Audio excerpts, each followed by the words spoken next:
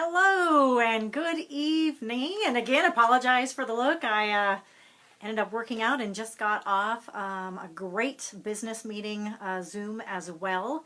So I apologize that this is 1 hour later tonight than it normally is.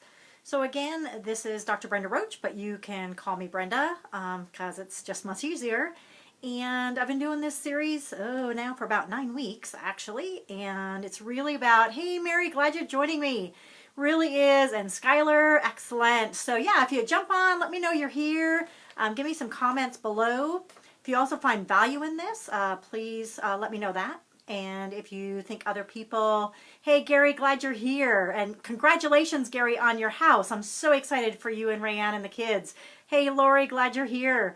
So if you find some value in this, please feel free to let me know that and share it with other people that you think might be helpful as well. If you haven't caught the full series, also, and you want the full series, just tag me down below in the comment section, and I'll go back in and tag you in those so you don't have to try and find them in Facebook land as well.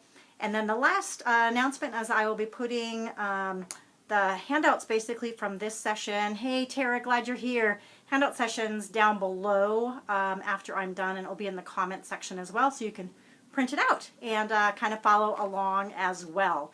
So again, this is Brenda Roach, and tonight we're really talking about honoring your new priorities. So we've been really talking a lot about, what are your priorities? You did some time studies to really look at how you were spending your time, which really indicates how you think, how your priorities are. They might not be what you want them to be ultimately, but it does show where your priorities are right now. And I know if you go back and look through my series, I've been really working hard on changing my priorities because my life has not been balanced for a very, very long time. Hey honey, glad you're here. And so we've been working through a lot of different things, and I hope all of you are really taking this serious and really working through the things each week, because I can guarantee it's going to change your life and get you a better balance in your life if you do so. I know it's already made tremendous difference in my life. I have some obligations yet that I can't get to the exact point I want to be yet, but I have a plan and it's in action, and each week I get a little bit more closer to my ultimate goal, which I'm very, very thankful for. And you all are kind of going on this journey with me, so I appreciate that as well. So tonight we're really talking about, honoring our new priorities, and it really is saying no unless it's an absolute yes. So last week we talked about developing your absolute yes list from your new priorities. And so once you've determined what you want to say yes to, the ability to say no really becomes an important muscle to build. And an inability to use this muscle is the main obstacle that prevents most people from living the life they really want. And so that's why your absolute yes list must be filled with things that are truly, truly important to you. And so I really encourage you again to go back into this series and look at that. So if you haven't created that and haven't been following along, this will make much more sense if you do. When your priorities are really compelling to you, it just is great motivation to just say no when you need to. You decide what you will do and won't do. I've actually said no to a couple different things in the last week that I normally would have said yes to. And I am so thankful that I've said no, because I would have been irritated with myself and I would have regretted it, and I wouldn't have been able to continue to move my plan forward as far as the things that I'm trying to achieve with better balance in my life. If you don't say yes, the schedule doesn't fill up, right? And if you say yes only to those things that you really want to do, you can avoid feeling frustrated or angry later, or feeling forced to do something and then regretting it later as well. And it's a great way to really tell how often you say yes when you mean no, is to become aware of how you make your decisions. And that's really some of the things we're going to talk about tonight. So over the next week, here comes your first assignment. I should have been a teacher, I think, because I keep giving you guys assignments, but I really do love this. In the next week, what I want you to do is to keep track of how many times you agree to something that's not a true yes. The kind of definite yes that you feel when you invite it, like when you're invited to your favorite thing that you like to do. If you don't feel that same feeling when you say yes to things, it really is not a true yes for you. Or notice how often you regret maybe a commitment that you've already made, like agreeing to go to a social event that you'd rather not attend. Mark the number of times that this happens in your appointment book or your journal. We've been talking a lot about journaling. I know that's made a huge difference for me over the last month and a half here. And then total it up at the end of the week. So look at that number and see if you're surprised by that. So what are you doing to really, what are you excited for that you say yes to? So keep track of those that you really want to do, and then keep track of those where you've said yes that you rather would not attend. And then one other column, keep track of where you say no to things because you really just don't want to do them. If you're like most people, you're probably going to find yourself saying yes to a lot of things that really are not a priority for you. You might agree to have dinner with a friend or a coworker just because they've asked you several times, hey, Shell, glad you joined me. You might take on an extra project that you really don't want to do. You might take a phone call in the middle of dinner from somebody that, again, you don't really want to do, and they keep going on and on and on, and you get really irritated with them. So really looking at what it is that you're doing and that you really want to do, and how you can honor that precious gift of time, because that's all we have is our time. So the awareness is the first step, and that's by writing those things down is going to give you that awareness. Pay attention to how often you do things that you'd just rather not do. Hey, Jennifer, glad you're here. You can start making decisions based on what you want actually to do and what you want to do. And then use that stop, breathe, and feel exercise that I talked about back in the beginning of these series. So again, if you're just jumping on now and you haven't caught the first 8 weeks of this, if you put tag me down below, I'll go back in and tag you on the series so that this will make a lot more sense to you. I'd be glad to do that so you don't have to try and find them in Facebook land as well. Also, if you're catching this by replay, put hashtag replay down below and let me know where you're tuning in from as well. And so, I want you to challenge yourself, to put some space between a request that someone makes of your time and your response. We are so, hey, Chris, glad you're here. We are often so quick to just say yes to something without really stopping and thinking about it. It becomes kind of this automatic response, and it's really kind of an easier response to make. You may be the one friend or family that family calls upon when they need help. Learning to say no can be really scary. I know it's been really scary for me to kind of start putting those boundaries in place a little bit. And really, you may enjoy being helpful. I am.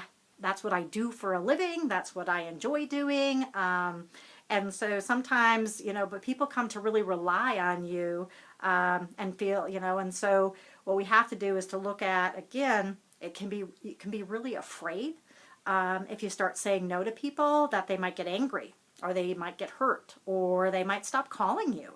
But to make it easier, what I encourage you to do is to let your friends and family know what you're up to. Just be upfront with them and let them know that you're having these new priorities and you'll be saying no more often to their requests for support. It's going to take faith.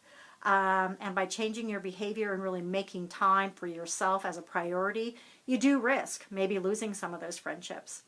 But you're likely to be pleasantly surprised to hear some of them not only understand, but really encourage you and support you. I know that's what I found so far in this journey that, I started 9 weeks ago, is that I've gotten actually a lot more support from people than I thought I would to really start setting those priorities for myself and saying no to some things, which has been really nice.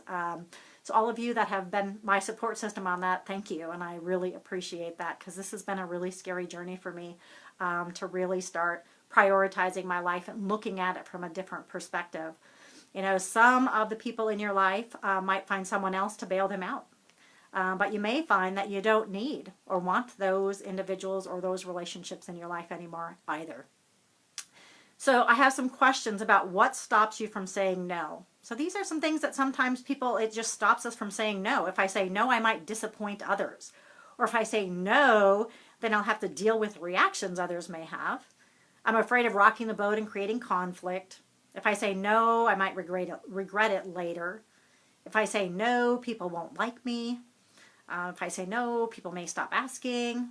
If I say no, there may be serious consequences. Someone may end our relationship, get angry, or I may lose my job. It's easier to just say yes. The common denominator, though, in all of those statements is fear. Saying no brings up fear of disappointing or hurting others, missing opportunities, and making mistakes. But saying no means saying yes to yourself. And sometimes we have to put ourselves first because we're not good to anybody if we don't. Use your absolute yes cards that we created. Hey, Peggy, glad you joined me. Use your absolute yes cards that we created a couple of days or a couple of weeks ago, and use those as a guide. Keep them near to you, refer to them often. Don't let the fear of saying no prevent you from living the life you want. We can't allow that to stop us from trying to reach those goals. Use the following question. Here's another thing. So, and this will all be, you don't have to try and write all this down because I'm going to post all of this when I'm done here as well, so you can just go down and grab it and print it out. The question that you can use to help guide you to determine whether fear is stopping you from saying no to something in your life is this question. Here it is. If you could say no to someone or something, knowing there would be absolutely no hard feelings or negative consequences, who or what would you say no to? Because if you can't say that, fear is driving your decision. Is there a project you would give up? A relationship you might end? A date you might break? Answering those questions really can reveal the true motivation behind your commitments that you make and later regret. You may be afraid of rocking that boat again more than honoring your priorities. And I really encourage you, as you're working through this, to be serious and really honor those and really work on these. It's not easy. It's not easy. So using the question above, that I just talked about, if you say no to someone or something, knowing that there would be absolutely no hard feelings or negative consequences, who or what would you say no to? Use that question and make a list of 5 things you'd like to say no to.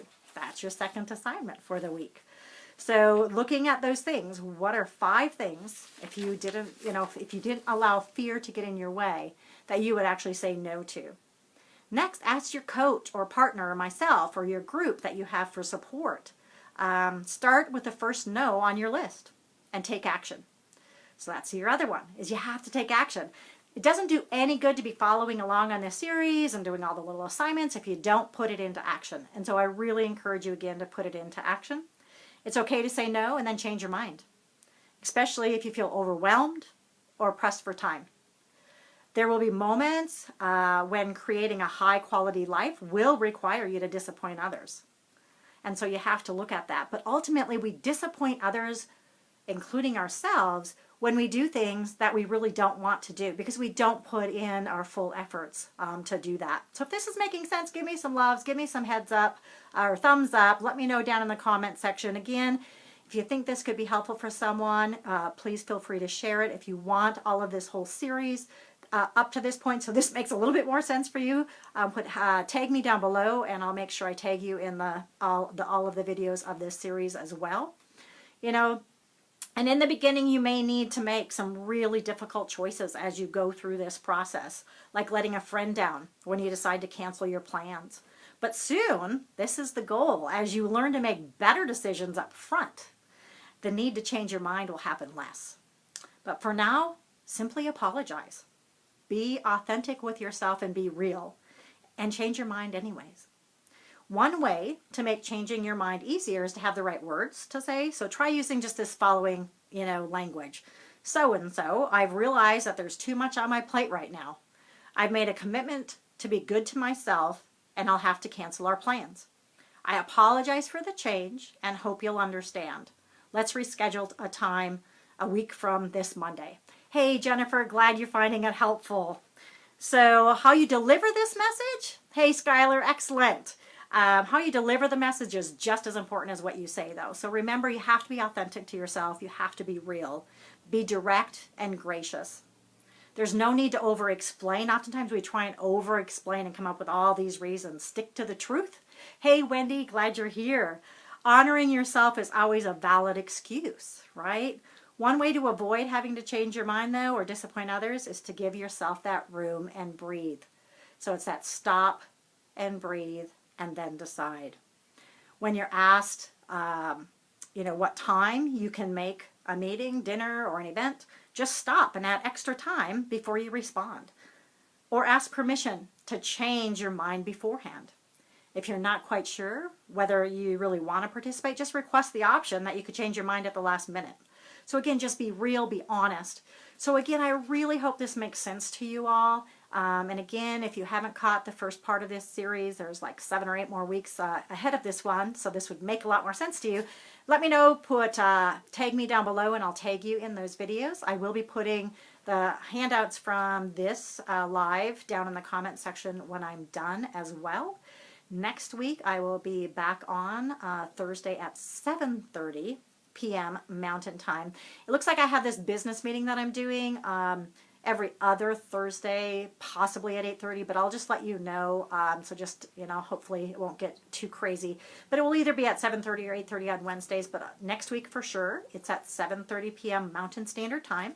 We'll be tuning back in and continuing to work on, again, how we honor our absolute yes list so that we can take better care of ourselves, ultimately taking care of other people then in our lives as well, and really taking back our life and getting a better balance in our life.